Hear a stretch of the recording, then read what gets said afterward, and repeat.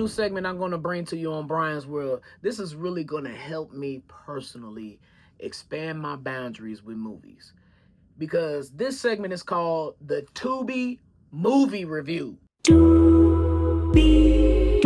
where oftentimes I'm going to come to you with a new movie that I've watched on Tubi. Now, it may be new to me. It's probably not new to you because I ain't seen it. This week's Tubi Movie Review goes to 1987's Robocop. We get the best of both worlds. The fastest reflexes modern technology has to offer, onboard computer-assisted memory, and a lifetime of on-the-street law enforcement programming. It is my great pleasure to present to you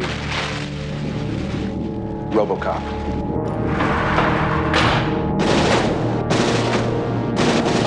This guy is really good. He's not a guy, he's a machine. Old Detroit has a cancer. Cancer is crime. Let the woman go. You are under arrest.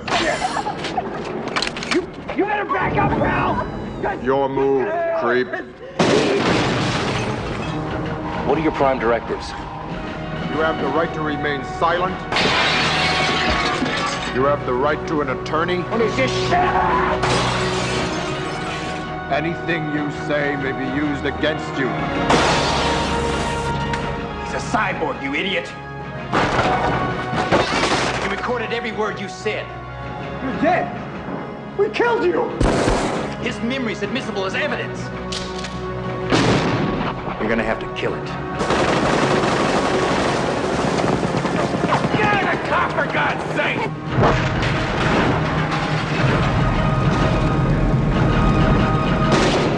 So,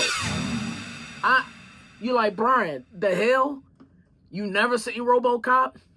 No. I had no reason to. For what? I don't like sci-fi. I thought Robocop was always a silly, stupid kids movie or something like that.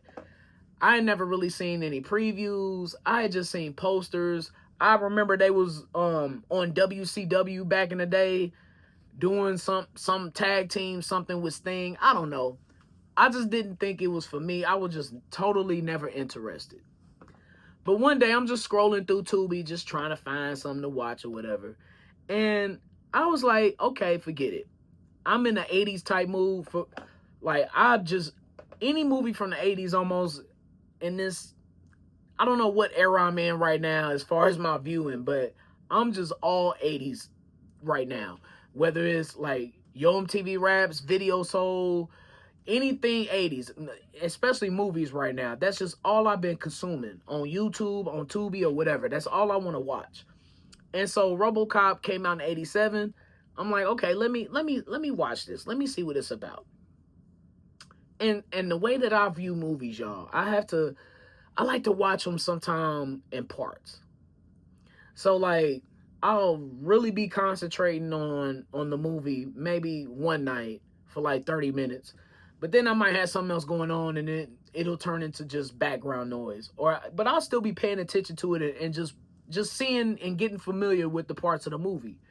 Or getting familiar with how the movie looks, which can also entice me.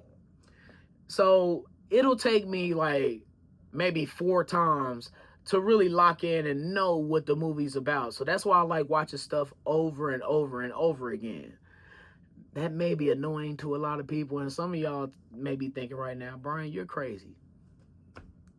That's how God made me. But this movie was so good. I loved it. I did. The violence, the language, I was not expecting it at all, and I loved it, bro. I can't explain to you. Like, this movie is super vulgar with the language, and super, I don't know, extreme, I guess the word is emotionless. I don't know, but it really reminded me of just super vulgarity in the 80s, where they were just like, forget it. They was like, F it, we just gonna go in. But the storyline to add to that was surprisingly intriguing. Like, again, growing up, I had always thought that it was some stupid little movie for teenagers or something, for explosives, and it had no meaning. But RoboCop had a lot of meaning to it, and you can see how it could be applicable to today in today's society with RoboCop. So just the fight between him being either a human or a robot, it was a great storyline. It was intriguing, it was interesting, and to add to that, the way that they really enhanced that storyline were some of the flashbacks that RoboCop was having. Because yes, look, if you ain't seen RoboCop by now, look, shame on you and shame on me. So I'm gonna say what I need to say. I was trying to walk around not trying to spoil the movie, but yeah, whatever. I love the flashbacks of his family and of him being shot. It really added to that story because, again, we still don't know if he's human or a robot. He still has these human feelings, and he still is thinking about his family in his brain. You know, those feelings kind of like overtake the robot in this movie. So man, that storyline was so, I guess, fitting, and they really made it fit into all the other things that added to this movie, like the special effects. To me, the special effects were good for 1987. And it was some. Now, of course, there were some off things with the special effects. Like you could tell when, oh, that's computerized, or oh, they really tried their best right there. You know, I look at things for how they are and where they were. And in 87, like the damn computers back then was probably like, 200 pounds or whatever. So, I give kudos to RoboCop and the special effects that they had. I really love the shooting sequences, the violent sequences they had in this movie. That's the thing that probably made me like this movie the most, man, was the vulgarity and the violence. I loved it, man. I'm sorry. I gotta have that with the movies. Interesting things that they had in RoboCop. They were mentioning tracking technology, and they mentioned LEDs. So it's like, how long has some of this technology that we use on a daily basis now, like it's nothing, how long has this technology actually been around? That's what made me, that's the thoughts that I immediately went to when they mentioned those current technologies in this movie that was made almost 40 damn years ago. Another thing I loved about RoboCop, they had these commercial breaks and these news breaks inside the movie. Like, I guess, like, to break up the monotony a little bit, or like just think of it as intermissions, I guess, in movies. That's how I looked at it. I thought they fit right in. They were great. Again, more 1987 special effects and movie stuff. That's why I love watching 80s movies too, to watch just the old effects that they used to have and see how they try to fit things in. All that stuff is so interesting to me. And the ending was perfect. I'm a cold ending type guy. I don't like a long, drawn-out ending at all. End that bitch, bro. End it. It was a cold ending as he walked out of the office, and, he said, "I'm Murphy," or whatever. I can't remember exactly what he said, but, they asked him basically, "Are you a cop, or who are you?" Or he said that, "I'm Murphy." And then he walked out. Movie ended. I love a good cold ending, man. And before that, of course, it was, of course, an ending shooting sequence to end the movie or whatever. And then, he takes his way to the office, shoots the other. Y'all don't need to know all that. Anyway, it was a perfect ending, man. And then how about the I don't know, was he the commissioner or the police chief or something in Beverly Hills Cop 1 and 2?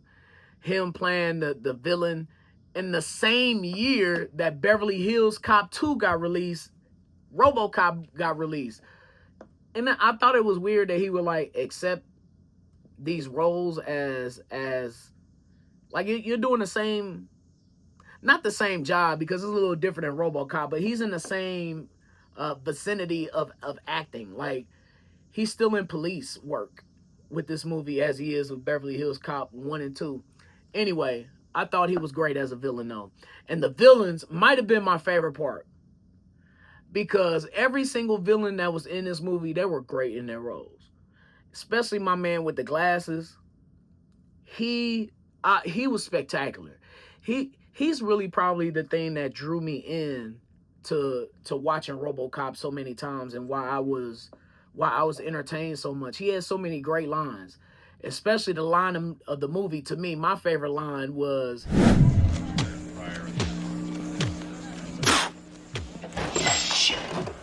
"Just give me my phone call." I thought it was real gangster. I thought he was the most gangster villain in this whole movie. I love RoboCop.